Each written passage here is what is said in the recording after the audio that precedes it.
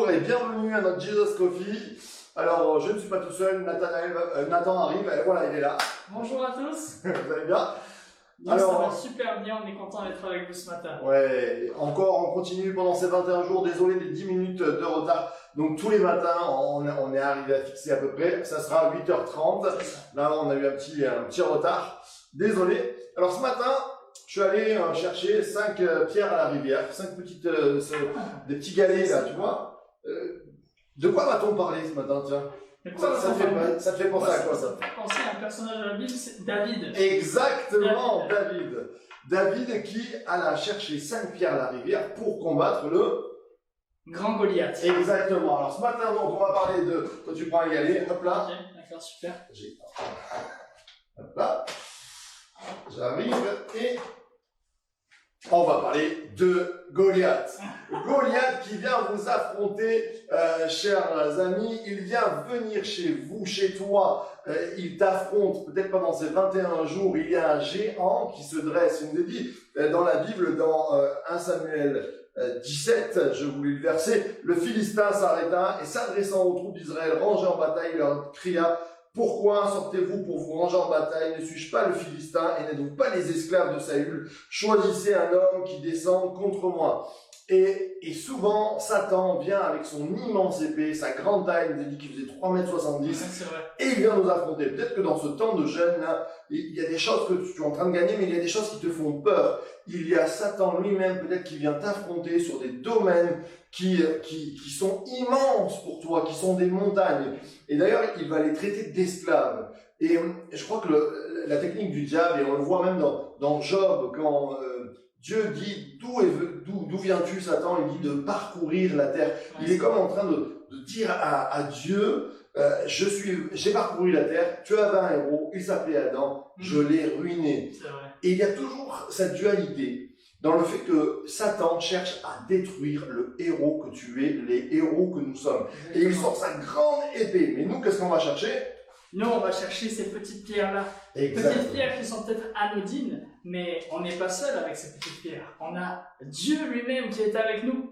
Exactement. Et au verset 26, David va dire: mais qui est l'incirconcis qui ose défier l'Éternel? Et je crois que il y a plus grand que peut-être même notre petite personne.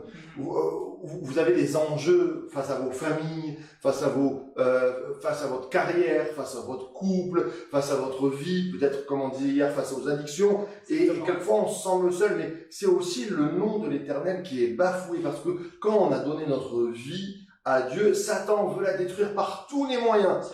Et alors, quand il se dresse, à nous aussi de dire: mais qui est l'incirconcis? Qui est celui qui vient, au travers de ma vie, m'attaquer et critiquer le nom de l'Éternel? Exactement. C'est vrai. Et justement, du coup, on aimerait vous parler du courage à travers cette histoire. Exactement. Et on aimerait te dire: sois courageux. Tu peux réussir à prendre le courage et aller au-devant de toutes les adversités qui vont se mettre devant toi. Et ce jeûne et prière, il est là pour que tu puisses prendre du courage. On a notamment justement Josué, Dieu lui a dit: fortifie-toi et prends courage. Amen. Prends courage et tu pourras aller de l'avant, tu pourras faire des choses extraordinaires avec Dieu, comme David. Avec ses simples pierres, il a réussi à détruire un géant. Exactement. On le voit c'est rigolo d'ailleurs parce que ces 5 pierres, on pourrait dire ces 5 pains que le petit garçon amène. Il n'a pas grand chose. Rappelez la multiplication des pains. Il amène devant Jésus. Il dit: voici, on a 5 pains et 2 poissons. Et Jésus va multiplier. Et le Seigneur te dit: prends avec la force que tu as. Vas-y.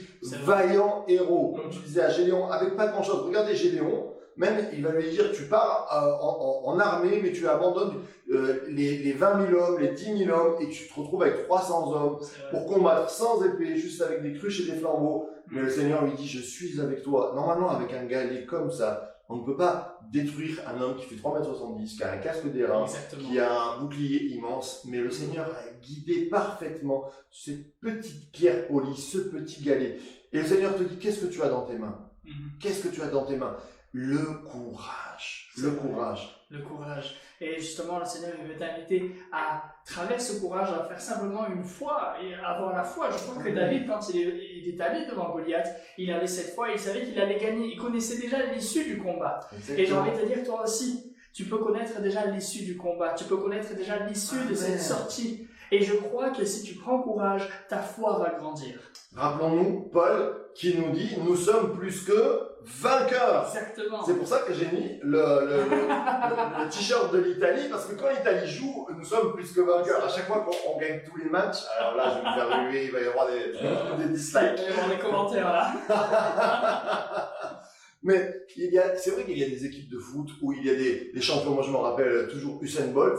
Quand il partait, même des fois, il se retournait, il regardait les autres pour les narguer parce qu'il partait plus que vainqueur. C'est vrai. Nous avons Dieu avec nous. Exactement. C'est vrai, vraiment. si on a Dieu avec nous, on ne peut que gagner. Si tu as Dieu avec toi, tu n'as pas à avoir peur. Tu peux aller au combat et tu sais que tu pourras en ressortir vainqueur. Amen, amen. Alors ce matin, c'est tout simplement ce message, vous dire, peut-être qu'on est au 3e jour de jeûne et prière, peut-être que vous êtes fatigué, peut-être que vous dites, je vois pas avancer les choses. Prends courage, mon frère, ma soeur, prends courage, parce que de ton courage dépend toute chose. Nous voyons, il y avait une armée entière face à Saül. Il nous a dit que tous les hommes tremblaient, ils avaient les genoux qui flagellaient, et personne n'allait combattre. David s'est levé avec son adolescence, il était jeune, et avec juste une petite fronde, il n'a pas mis d'armure, et il l'a vaincu. Le Seigneur te dit juste, prends courage, et foi en lui, et tu vas voir, les montagnes vont être bannies. C'est vrai, les montagnes vont être bannies. Vraiment, prends courage. Et c'est plus que de simples mots, c'est quelque chose que tu peux expérimenter même dès ce matin. Je t'invite à prier dès qu'on aura fini ce moment. Tu peux demander au Seigneur, Seigneur, on prend ce temps de jeûne et prière pour toi et j'aimerais que tu puisses me donner le courage. Me donner le courage peut-être face à mes addictions, face peut-être même à ce jeûne et prière. Peut-être que tu as du mal à jeûner, à prier, mais tiens, prends courage pour pouvoir rester dans le jeûne et la prière. Prends courage pour pouvoir te battre aujourd'hui face aux adversités qui vont venir devant toi. On va prier ensemble, on va prier en direct, parce que là où 2 ou 3 sont assemblés, Jésus est au milieu. Exactement. Là, on est en live avec vous, et on est tellement heureux de partager cette matinale avec vous, ce Jesus Coffee. On va prier ensemble pour que tu sois recouvert de courage, du courage de Dieu, et que tu puisses combattre. Alors, on prie ensemble maintenant. Nathan, tu veux bien prier? Bien sûr.